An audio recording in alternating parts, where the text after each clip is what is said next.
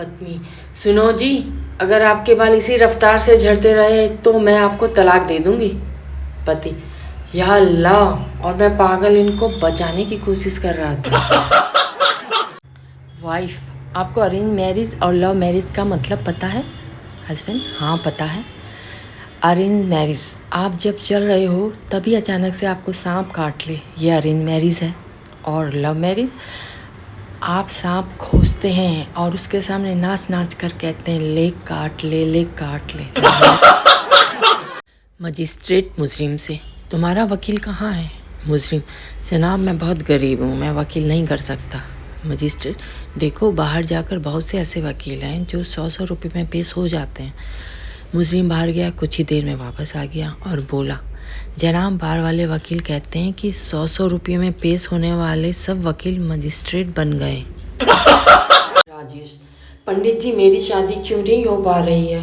पंडित जी, कैसे होगी पगले, कुंडली में सुख ही सुख लिखा है, तेरी कुंडली में दुख संताप का योग ही नहीं है। पत्नी, मुझे सोने का हार दिलवा दो तो मैं तुम्हें 7 जन्मों तक चाहूँगी।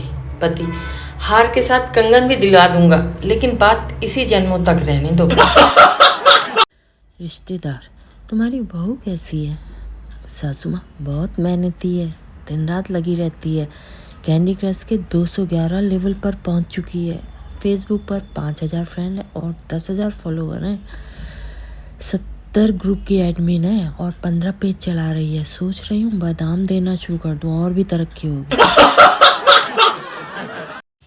स्वामी जी, ऐसी पत्नी को क्या कहते हैं जो सुंदर हो, सुशील हो, लंबी हो, बुद्धिमान हो, पति को समझती हो और उससे लड़ती ना हो?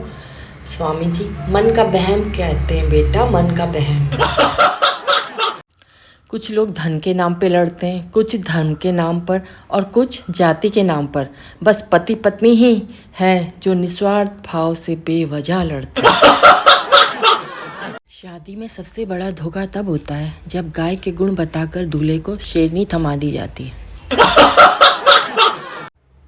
एक नेक आदमी दहेज लेने के खिलाफ था, इसलिए उसने अपनी शादी में दहेज नहीं लिया, लेकिन किसी वजह से उनका डाइवोर्स हो गया और वो उसकी आधी प्रॉपर्टी लेके चली गई। पप्पू की कठिन तपस्या से भगवान प्रसन्न होते हुए बोले, 2 वरदान मांग लो वत्स। पप्पू बोला, संसार की उच्च कोटि की ड्रिंक और सबसे अच्छी महिला। भगवान बोले, तथास्तु, और उसे गंगा जल और मदर टेरेसा देकर अंतर ध्यान हो गए।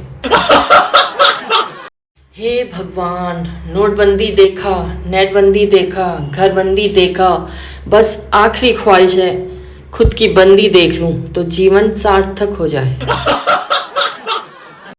इश्क होने लगे तो पूजा पाठ क्या करो दोस्तों, मोहब्बत होगी तो मिल जाएगी, बला होगी तो टल जाएगी।